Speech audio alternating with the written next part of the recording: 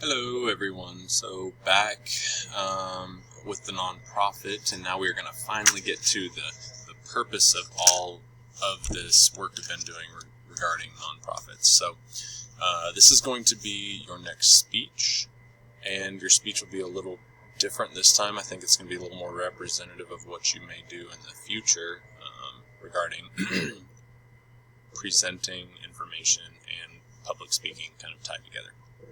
So, if I'm going to kind of jump around, you're going to have a presentation kind of presenting to me the nonprofit that you've created. And I had a few questions about, well, what if we can't do the nonprofit? It's okay if it's something that is not a realistic thing you're going to do. That's okay. But you need to act like it can't be something extremely impossible or something like that.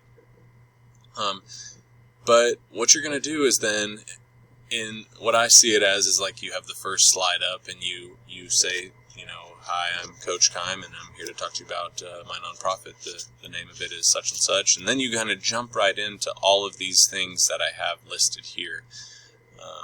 And you'll introduce the cause, introduce your nonprofit, explain why that cause is important, how your cause could go from a community-based to national or even international, and use a mission statement in your monologue, and then a personal story of why this cause is so important to you. And that whole portion is going to be 1 minute and 30 seconds, so that's just the beginning of your presentation. So your 1 minute and 30 seconds is going to have all of this. That's basically the bulk of your speech. Okay, it's not all of it, but that's most of your speech. So when you write your monologue, your opening introduction that includes all of this, you will put these symbols next to the different parts that I'm looking for.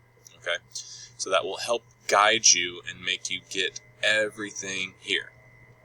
So you finish this and you time it. You have about 1 minute and 30, and you then come down here.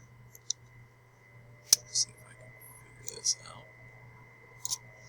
So you come down here and you will start your slides. Now I have 6 slides here. I would say 6 is a good number of slides if you have an intro and a closing. So what's on the slides? Well, you need to kind of talk about some of the things, like as you're going through your monologue, you can kind of shuffle through slides if you need. But why is this a good cause and who is it benefiting? We need to see that in the slides. You need to have statistics to support the need, or citing evidence for a need of this nonprofit. That's going to be a big one. Okay. Obviously, your slides need to be neat and creative. We want to see pictures, and it can't be too text heavy. I know it's going to be difficult, but if I can tell you're just reading off of your slides, like whatever your speech is, if that is straight off your slides, you're going to get points off. Okay. Why? Because nobody wants to see a presentation where somebody's just reading their slides. That's just not it's not a good way to do it. And then there needs to be 1 or 2 slides about your goals of a service project for your nonprofit. And a service project is a thing you are going to accomplish, okay?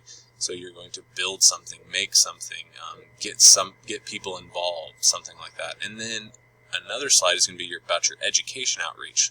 Like those 2 videos we showed about the Bayou Land Conservancy. One was like they built a bridge. Well, that was their service project, so more people could use the bayou. And then they had the education where the guy was talking about all the different plants and wildlife in the bayous. That is how you get community involvement. You have these different things. So that in and of itself is going to be your major grade, the presentation and speech combined.